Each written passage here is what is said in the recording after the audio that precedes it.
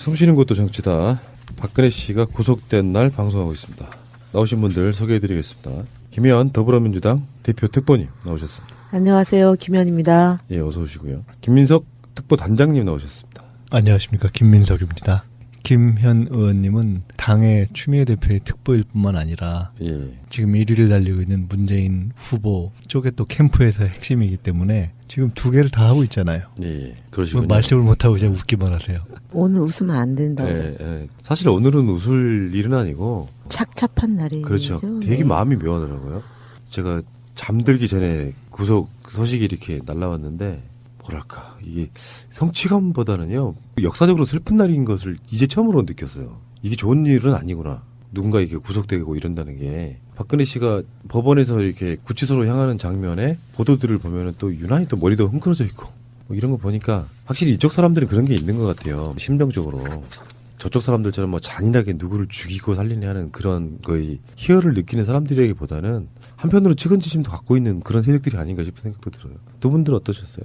개인으로 보면은 구속이라는 건 저는 가끔 그런 생각을 해봐요. 구속, 특히 본인이 예상을 잘 못하는 구속. 예를 들어 법원에서 재판을 하다가 바로 그냥 현장에서 구속되거나 이런 경우 있잖아요. 그러니까 본인이 마음의 준비를 못하는 구속을 보면 저는 가끔 어떤 생각을 하면 저건 죽음을 연습하는 것이다라는 생각을 할 때가 있어요. 사람이 살고 뭐 죽는다는 게 갑자기 자기와 인연을 맺고 있던 많은 것들에서 떠나게 되고 갑자기 못 만나게 되고 갑자기 연락을 못하게 되고 이건 사실 어마어마한 일이거든요. 근데 보통 죄를 지어서 내가 이거 구속되겠거니 이렇게 생각을 하는 경우가 상당히 있고 근데 제가 쭉 이렇게 그동안 지켜본 가운데 전혀 내가 구속될 거라는 예상을 못하고 있다가 구속되는 경우가 가장 고통스럽고 황당한 경우이겠다라는 생각을 제가 해본 적이 많이 있어요. 특히 법정 구속 같은 경우를 보면 그런 거예요. 그러니까 전혀 준비 안 된 상태. 누구와 연락도 할 수 없고 뭐 등등등등 이런 거죠. 그런데 아마 그에 준하는 심리 상태였을 가능성이 전 높다고 봐요. 이번의 경우에는 박근혜 경우에는 본인은 지금까지 계속해서 현실로 내려오는 과정을 겪고 있기 때문에 심리적으로는 그거를 내가 구속될 수 있다고 생각을 저는 못했을 가능성이 높다고 봅니다. 그러니까 생각하더라도 마음으로 이렇게 현실로 와닿지 않는 거죠. 그러나 어쨌든 그건 그렇고 저는 늘 이렇게 보면 그런 생각을 많이 하는 편인데 이게 참 세상이라는 것은 세월호가 오고 박근혜가 가고 진실이 이렇게 올라오고 또 법의 정의가 실현돼 나가고 그러니까 참 조금 전혀 다른 얘기인데 저는 오늘 무슨 생각을 했냐면은 참 사람이라는 건 길게 보고 착하게 살아야 된다. 그러니까 조금 아주 좀 전혀 다른 느낌인데 아주 그런 원초적인 생각이 좀 들더라고요. 죄 지으면 안 된다는 거죠. 예, 박근혜 전 대통령이 12살 때 청와대에 들어가서 79년도 나왔는데 그리고 이제 다시 들어가니까 이제 그곳이 본인이 개인 집인 줄 아는 거 아니에요. 그러면서 국가 재산도 개인 재산으로 착각하고 재벌도 아버지가 하듯이 그렇게 갈취를 해도 되는 것으로 이렇게 생각하면서 뭐 내가 하는 게 뭐 죄가 되냐. 그리고 뭐 480억을 받으려고 내가 그 정도의 뇌물을 받으려고 그랬냐라는 식의 발언을 보고 하여간 말씀하신 것처럼 정말 잘 살아야 되겠다는 것도 한편으로 있고 그리고 정말 정의가 실현되는 대한민국이다. 국민의 힘으로 대통령을 뽑기도 하고 국민의 힘으로 대통령을 그만두게 할 수 있는 이런 정말 민주화된 대한민국이다라는 것을 다시 한번 실감하고 또 국민들에게 감사한 마음 정치인이 정말 정치를 잘해야겠다 이런 생각을 갖게 하는 밤샘이었습니다. 박근혜 씨의 그 구속돼가지고 양쪽이 검찰 직원이겠죠? 태워서 이렇게 호송이죠 이제는. 호송하는데 아까 처음에 제가 말씀드렸던 약간 마음으로 좀 이렇게 심란한 것도 있지만 정권 내내 핍박받았던 사람들 입장에서는 굉장히 통쾌한 일이었을 거라는 생각도 듭니다.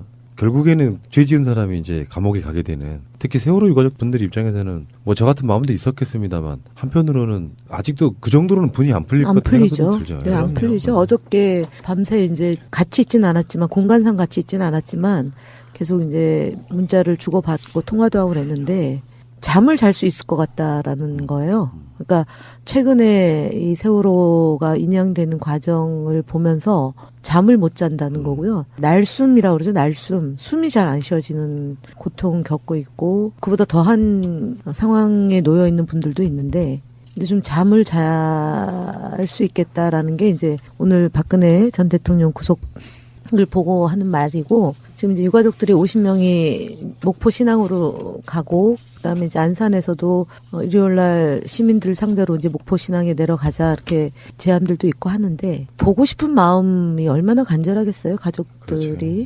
그러니까 박근혜 전 대통령이 세월호 사건 터지면서 모든 걸 다 들어주겠다고 약속해놓고, 그다음부터 이 가족들을 고립시키고 분열시키고 천하에 몹쓸 사람들로 만들고 뭐 이런 거에 배신감들이 크기 때문에 예.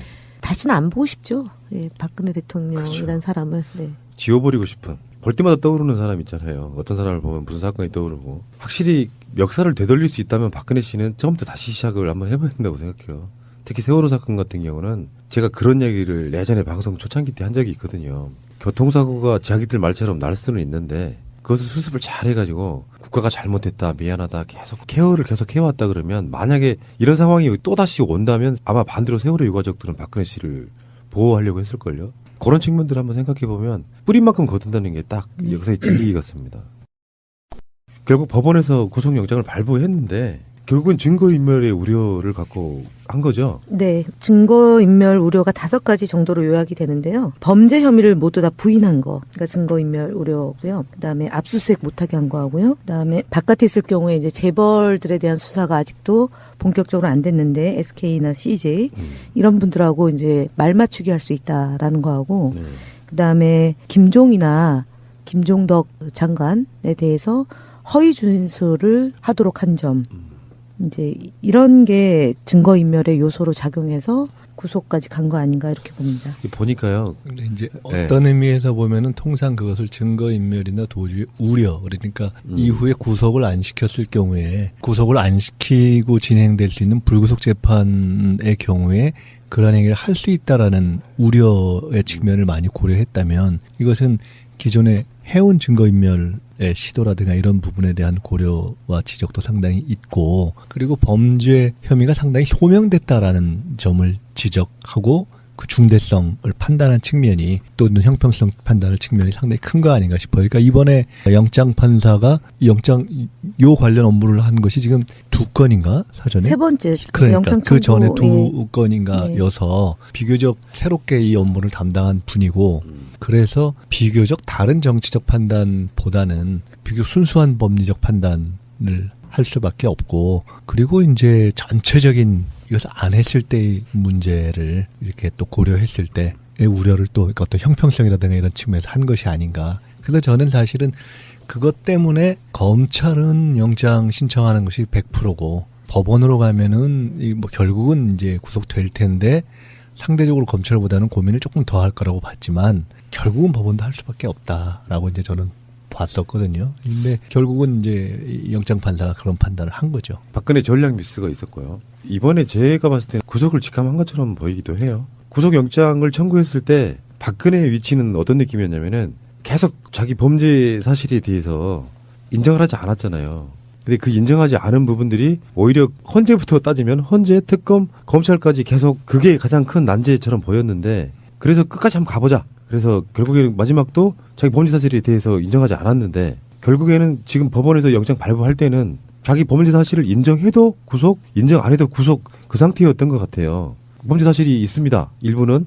그래도 구속. 없다고 해도 구속. 이 상태가 아니었을까 이런 생각을 해보거든요. 그러니까 어느 쪽이었든 간에 마지막 법원에 가서는 자기 자신들의 전략 자체를 써먹을 수 없는 상태가 아니었을까. 그렇죠. 그러니까 애초에 헌재 결정에 있어서 그 판단을 내리는 데 있어서 뭐 법리적으로뿐만 아니라 정서적으로 상당수는 표현을 쉽게 한다면 괘씸죄라는 면이 있는 거 아닙니까? 그래서 이번 구속은 사실은 어떤 경우에도 피하기 어려웠다. 예. 지금 구속을 만약 안 시켰으면, 구속을 시킬 경우에 오히려 동정이라든가 또는 보수 세력의 결집이라든가 이런 폭풍이 상당하지 않겠느냐라는 예상 또는 우려 뭐 이런 것을 한 경우도 있지만, 전혀 다른 경우로 역으로 생각해 본다면 그렇게 안 했을 때 뭐 당장의 어떤 정치적인 파장뿐만 아니라 길게 봐서 한국에서의 법의 정의 또는 역사적인 흐름 이런 것을 볼 때 과연 그렇게 할 수 있었겠는가라는 것을 보면 구속은 불가피했다고 봐야죠. 그러면은 검찰에서의 태도가 가장 핵심일 수도 있었겠네요. 그러니까 어느 정도 인정하고 불구속 상태로 재판을 받을 수 있게끔만 분위기를 몰아갔다고 하면 청구 안 한 상태로도 재판할 수 있지 않았을까요? 지난번에 박근혜 전 대통령 측 변호인이 검찰의 경의를 표한다 이렇게 얘기했잖아요. 네, 네. 그다음에 이제 그동안의 허위 사실 이런 것들이 다 걷어지고 진실이 밝혀질 것 이렇게 이제 얘기했는데 검찰은 사실은 그 검찰 쪽 관계자들 얘기를 이렇게 전해 들어보면 검찰 조직을 살리기 위해서라도 박근혜 전 대통령을 구속을 할 수밖에 없는데 거기다 대고 기름에 불을 끼얹은 격이 된 거죠. 그러니까 격앙된 거고. 그리고 두 번째가 그래도 이제 국민들이 아까 말씀하셨던 것처럼 우리나라 국민들은 그러니까 대통령에 대한 예우 또는 예의 이런 거를 굉장히 이제 좀 존중하는 국민성이 있는 거잖아요. 그래서 진심으로 사과를 하고 다시는 이런 일이 없도록 정말 반성하겠다라고 얘기를 했다면 또 뭔가 좀 달라지. 국면 자체는 여론은 조금 지금처럼 72%가 반드시 대통령을 구속시켜야 된다라는 여론은 아니었을 것 같아요. 그러면 좀 눈치를 보지 않았겠나 싶은데 너무 당당하고 일말의 죄의식도 없고 잘못한 것도 없다라는 식의 배짱으로 나가니까 이건 뭐 빼도 박도 못하는 거였다. 그러니까 저는 기본적으로 박근혜 전 대통령이 상황 인식도 부재하고 본인이 정말 이 온전하게 사고하고 있는지에 대해서도 아니다. 이분은 정말 심각한 상황이다라고 보는 거죠. 그리고 주변에서도 바른 소리를 하는 사람이 없는 거고요. 네. 바른 소리를 했어도 들었겠어요? 그러니까 이제 큰 틀에서 보면 통상 정치 또는 정치인과 일반인, 대중 또는 사회 와의 사이에 감각의 차이라는 게 있죠. 어쩔 수 없이 하다 보면 여의도라는 게 갖는 예를 들어 그런 감각의 차이가 있고 권력의 핵심부로 갈수록 갖는 감각의 차이가 있고 그런데 그래서 또 역으로 보면은 정치나 권력이 가장 스스로 경계하고 자성하고 조심하고 늘 어떻게 보면 거의 기도하는 자세로 이렇게 자기를 이렇게 다스려야 되는 게 그런 감각에 있어서 아주 그야말로 보통 사람의 눈으로 보는 감각을 상실하는 것이 제일 두려워해야 되는 건데 그게 일반적으로는 존재하나 사실은 박근혜 경우에는 사실 첫 출발부터 시작해서 너무나 거리가 멀고 그것이 대부분이 이렇게 위장되고 선거운동용으로 포장되어 있던 사실 그러니까 이런 방식의 정치인이 탄생을 했던 것 자체가 어떻게 보면 이런 비극을 내포하고 배태한 것이라는 생각이 들어요. 그러니까 모든 문제에 대한 판단이 사실은 국민 일반의 눈높이에 대한 판단과 다른 것이고 그것이 아주 극단적인 형태로 나타난 게 이번 최순실 게이트 처리 과정에서 쭉 돌이켜보면 1차, 2차 이렇게 사과할 때 매번 매를 키웠잖아요. 그러니까 사실 그때 그렇게 안 했다면 뭐 이게 지금 별로 의미 없는 얘기지만 이 정도까지 가야 왔겠는가 하는 걸 생각해 볼 정도로 이게 참 어떻게 보면 정치하는 사람들 입장에서는 이렇게 되짚어볼 대목이 있는 거죠. 지난 대선 때 제가 느꼈던 건데는 그런 느낌이 딱 들어맞는 것 같아요. 초창기 메이드 인 차이나 개념의 그 정말 정확한 전자제품 하나. 이거를 포장을 잘 해가지고 명품처럼 내놓으니까 사람들이 사대주의 같은 거에 좀 쩔어 있는 분들 입장에서 보면은 마치 자기들이 영웅을 모시는 듯한 그런 느낌이었지만 사실 물건을 닦아보니까 전혀 작동이 잘 제대로 안 되고 있었던 그런 느낌이에요. 속지 말자는 거지. 사실 선거만 잘했어도 이런 경우는 안 왔을 거 아닙니까? 우리들이 알고 있었던 거 아니에요. 사실 이쪽 사람들은 저 사람 대통령으로서 어떤 자질 자체가 전혀 안 된다 이렇게 알고 있었던 사람인데 저쪽 분들한테는 청천벽력 같은 상황이 돼버린 거예요. 그랬었나요? 네. 저는 제가 주변에 있는 오래 정치하셨던 분들 중에 박근혜 전 대통령이 국회의원 시절에요. 되게 품위 있고 우아하고 예의 바르고 정치를 품위로 합니까? 그렇게 본 거예요. 저는 기본적으로 여성 정치인을 대하는 태도와 관련해서 이게 이제 고분고분한 사람들이 되게 이제 좀 뭐라고 해야 되나 대우받는 정치하기 전까지는 그게 어려운데 정치인이 되고 나서는 조금 이제 여성 정치인에 대한 기대가 좀 있는 것 같아요. 그러니까 하여튼 그런 대목에서 박근혜 국회의원은 굉장히 주변에서 평가가 좋았죠. 말수도 적고 정치권은 그렇지 않았다는 거예요. 그래요? 그리고 두 희한하네요, 번째요. 진짜. 실제로요. 그리고 약간 공주필 이런 거 네, 있잖아요. 수첩공주란 말이에요. 뭐 네. 아우라, 뭐 괜히 좀 네. 내공이 있어 보이고 네. 이런 면이 그리고 있는 거죠. 네. 말도 함부로 안 하고 간단하고 명료하게 그게 주로 언론에서 그렇게 조작을 한 거 아닙니까? 이미지 조작을요. 그렇죠. 우리가 만약에 대전은요 이랬으면은 아니 무슨 말도 안 되는 소리 한다고 그랬는데 박근혜 의원이 대전은요 그러면 메시지가 아주 강하다. 예. 그러고 뭐 휴전선은요. 역시 안보관이 투철한 사람이다. 이렇게 다 언론에서 보도한 거 아니에요. 그러니까 실제로 최근에도 박근혜 전 대통령이 그 검찰에 조사받고 났을 때 주고받은 메시지를 보면 뭐 탈진했다, 쓰러졌다, 그리고 뭐 경련을 일으켰고 의무실장에 달려가는 상황이 발생했다. 이런 식의 이제 조작된 가짜뉴스죠. 예, 조작된 걸 유포하면서 이제 심파극을 만들어낸 거잖아요. 눈물 흘리고 뭐 사약을 받는다.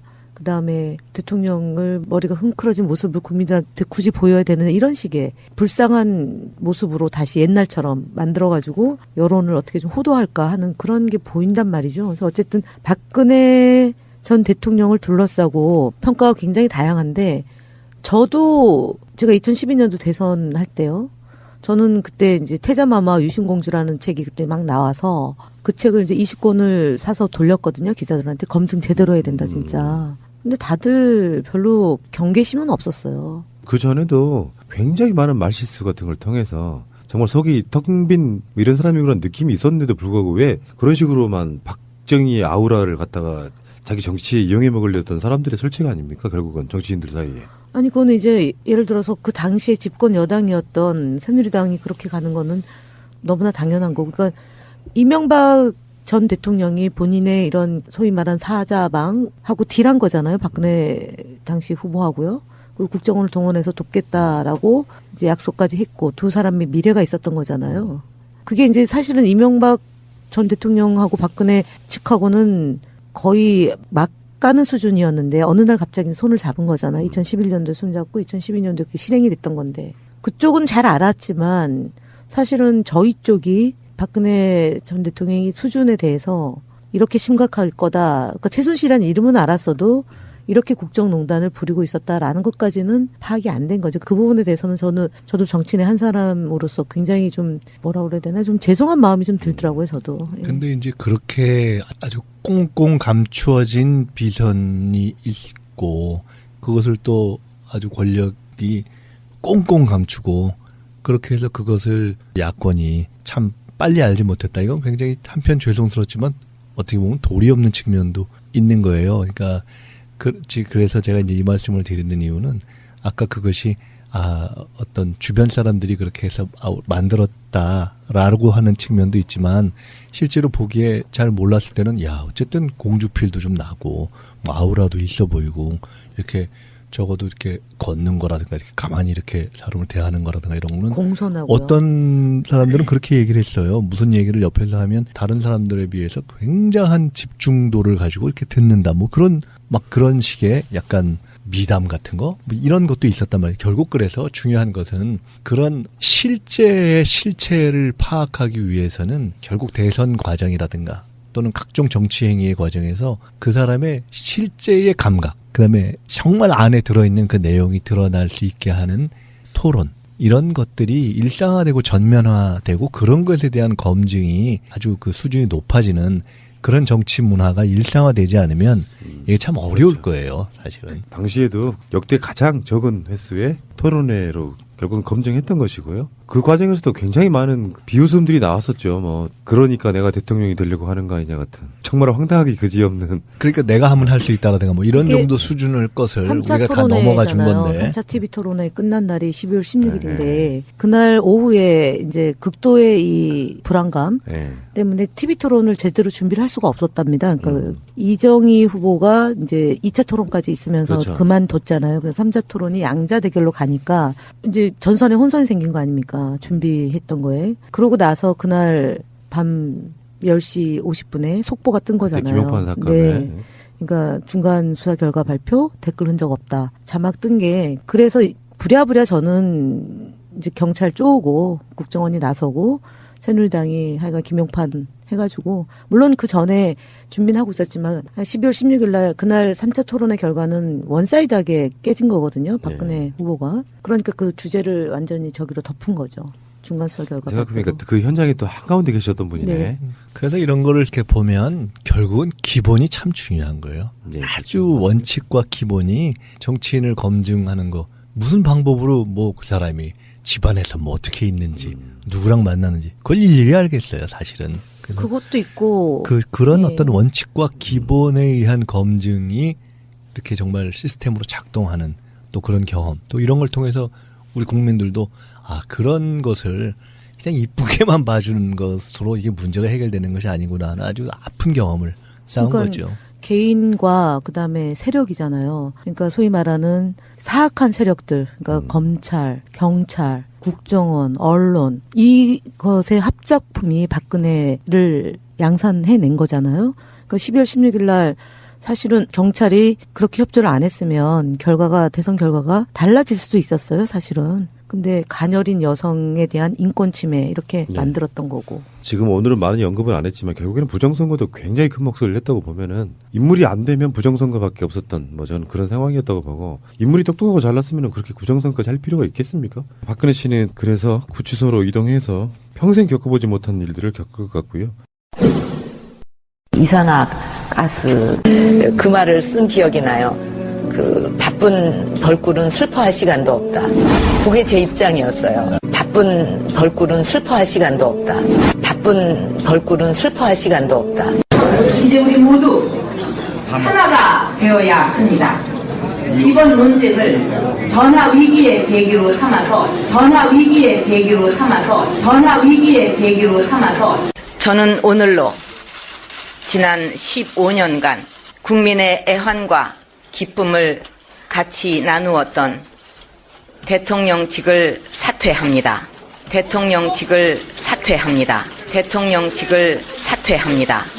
국회의원직을 사퇴합니다. 제가 뭐라고 그랬습니까? 예, 제가 실수했습니다.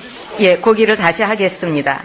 또 세입 확대는 비과세 감면 그 제도를 정비한다든지 또 지하 경제를 활성화한다든가 이렇게 해서 달성해서 또 지하 경제를 활성화한다든가 국가를 그 6인 병실 가보셨습니까? 예, 가보신 적 있습니까? 지금 6인 병실만 보험 적용이 되는데 그 6인 병실 보시면 환자 6명에 간병인 6명 그냥 뭐 치료하는 곳이 아니라 북새통 같지 않습니까? 적어도 4인 병실 정도는 돼야 되는데 이런 것까지 다 이 보험개보화를 해야만 전역 책임지는 것이거든요. 그렇게 하시겠습니까? 병실에 뭐 그 6인이 들어가고 4인이 들어가고 그런 것까지 그 따져서 자꾸 얘기를 간병비를 하실 필요는 없고요. 간병비 보험 대상이 됩니까? 그거는 다 그 치료비에 그 전부 해당이 되니까 그마탄 계산이 나오는 거지. 지난번에는 이 비보험급여를 급여 대상으로 전환하는 것을 하지 않는다라고 말씀하지 않았습니까? 왜요? 비급여를 갖다가 그렇게 비급여 되는 부분을 갖다가 그렇게 커버를 해서 거기에 대해서는 100% 책임을 좋습니다. 지겠다고. 그러면 그런 간병비 그다음에 선택 진료비를 다 보험급여로 이렇게 전환하고 하는데도 1조 5천억으로 충분하다는 것입니까? 제가 그것을 묻는 것입니다. 어떻게 충분한지 아까 제가 말씀드렸지 않습니까? 암 치료비만 본인 부담비가 1조 5천억인데 어떻게 4대 질환을 가능하겠습니까? 암 질환만 갖고 1조 5천억이 든다고 생각 안 합니다. 그거는요. 거기서 계산을 좀 잘못하신 것 같아요. 인력이 우리가 최대 자원이지 않겠습니까? 그렇다면 과학기술 이런 인력이 우리나라의 세계적인 경쟁력을 세워주는 그런 어떤 유일한 길인데요. 아시다시피 그 박정희 대통령님만 해도 해외에서 과학기술 인력을 많이 유치를 해보셨고 그런 기조가 참여정부 때까지 이어졌습니다. 그러나 이명박 정부가 그 오랜 성과들을 단숨에 다 까먹어버린 거 아닙니까? 그럴 때 박근혜 후보는 뭘 하셨습니까? 그래서 대통령 되려고 하는 거 아니에요, 지금? 네, 제가. 잠시만요. 법원에서 재판을 하다가 바로 그냥 현장에서 구속되거나 이런 경우 있잖아요. 그러니까 본인이 마음의 준비를 못하는 구속을 보면 저는 가끔 어떤 생각을 하면 저건 죽음을 연습하는 것이다라는 생각을 할 때가 있어요. 사람이 살고 뭐 죽는다는 게 갑자기 자기와 인연을 맺고 있던 많은 것들에서 떠나게 되고 갑자기 못 만나게 되고 갑자기 연락을 못 하게 되고 이건 사실 어마어마한 일이거든요. 근데 보통 죄를 지어서 내가 이거 구속되겠거니 이렇게 생각을 하는 경우가 상당히 있고 근데 제가 쭉 이렇게 그동안 지켜본 가운데 전혀 내가 구속될 거라는 예상을 못하고 있다가 구속되는 경우가 가장 고통스럽고 황당한 경우이겠다라는 생각을 제가 해본 적이 많이 있어요. 특히 법정 구속 같은 경우를 보면 그런 거예요. 그러니까 전혀 준비 안 된 상태. 누구와 연락도 할 수 없고 뭐 등등등등 이런 거죠. 그런데 아마 그에 준하는 심리 상태였을 가능성이 전 높다고 봐요. 이번의 경우에는 박근혜 경우에는 본인은 지금까지 계속해서 현실로 내려오는 과정을 겪고 있기 때문에 심리적으로는 그거를 내가 구속될 수 있다고 생각을 저는 못했을 가능성이 높다고 봅니다. 그러니까 생각하더라도 마음으로 이렇게 현실로 와닿지 않는 거죠. 그러나 어쨌든 그건 그렇고 저는 늘 이렇게 보면 그런 생각을 많이 하는 편인데 이게 참 세상이라는 것은 세월호가 오고 박근혜가 가고 진실이 이렇게 올라오고 또 법의 정의가 실현돼 나가고 그러니까 참 조금 전혀 다른 얘기인데 저는 오늘 무슨 생각을 하느냐면은 참 사람이라는 건 길게 보고 착하게 살아야 된다. 그러니까 조금 아주 좀 전혀 다른 느낌인데 아주 그런 원초적인 생각이 좀 들더라고요. 죄 지으면 안 된다는 거죠. 예, 박근혜 전 대통령이 12살 때 청와대에 들어가서 79년도 나왔는데 그리고 이제 다시 들어가니까 이제 그곳이 본인이 개인 집인 줄 아는 거 아니에요. 그러면서 국가 재산도 개인 재산으로 착각하고 재벌도 아버지가 하듯이 그렇게 갈취를 해도 되는 것으로 이렇게 생각하면서 뭐 내가 하는 게 뭐 죄가 되냐. 그리고 뭐 480억을 받으려고 내가 그 정도의 뇌물을 받으려고 그랬냐라는 식의 발언을 보고 하여간 말씀하신 것처럼 정말 잘 살아야 되겠다는 것도 한편으로 있고 그리고 정말 정의가 실현되는 대한민국이다. 국민의 힘으로 대통령을 뽑기도 하고 국민의 힘으로 대통령을 그만두게 할 수 있는 이런 정말 민주화된 대한민국이다라는 것을 다시 한번 실감하고 또 국민들에게 감사한 마음 정치인이 정말 정치를 잘해야겠다 이런 생각을 갖게 하는 밤샘이었습니다. 네. 박근혜 씨의 그 구속돼가지고 양쪽이 검찰 직원이겠죠? 태워서 이렇게 호송이죠 이제는. 호송하는데 아까 처음에 제가 말씀드렸던 약간 마음으로 좀 이렇게 심란한 것도 있지만 정권 내내 그 핍박받았던 사람들 입장에서는 굉장히 통쾌한 일이었을 거라는 생각도 듭니다.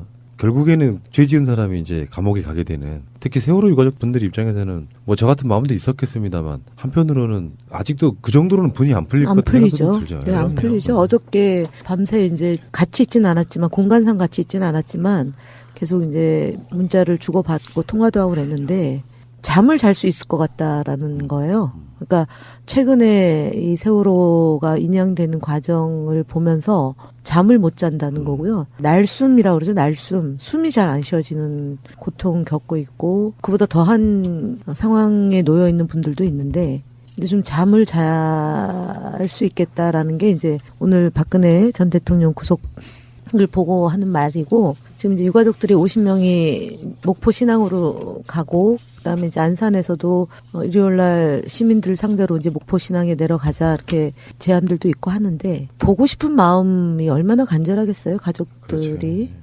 그 박근혜 전 대통령이 세월호 사건 터지면서 모든 걸 다 들어주겠다고 약속해놓고 그 다음부터 가족들을 고립시키고 분열시키고 천하에 몹쓸 사람들로. 숨쉬는 것도 정치다. 박근혜 씨가 구속된 날 방송하고 있습니다. 나오신 분들 소개해드리겠습니다. 김현 더불어민주당 대표 특보님 나오셨습니다. 안녕하세요. 김현입니다. 예, 어서 오시고요. 김민석 특보단장님 나오셨습니다. 안녕하십니까. 김민석입니다. 김현 의원님은 당의 추미애 대표의 특보일 뿐만 아니라 예. 지금 1위를 달리고 있는 문재인 후보 쪽에 또 캠프에서 핵심이기 때문에 지금 두 개를 다 하고 있잖아요. 예, 그러시군요. 말씀을 못하고 그냥 웃기만 하세요. 오늘 웃으면 안 된다고. 예, 예. 사실 오늘은 웃을 일은 아니고 착잡한 날이죠. 그렇죠. 되게 네. 마음이 묘하더라고요.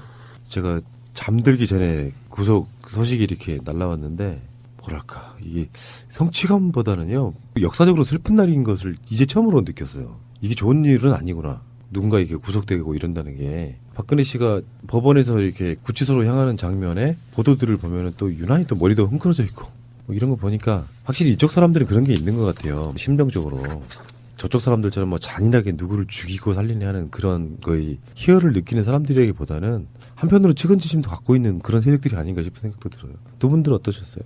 개인으로 보면은 구속이라는 건 저는 가끔 그런 생각을 해봐요. 구속, 특히 본인이 예상을 잘 못하는 구속. 예를 들어 만들고 뭐 이런 거에 배신감들이 크기 때문에 예.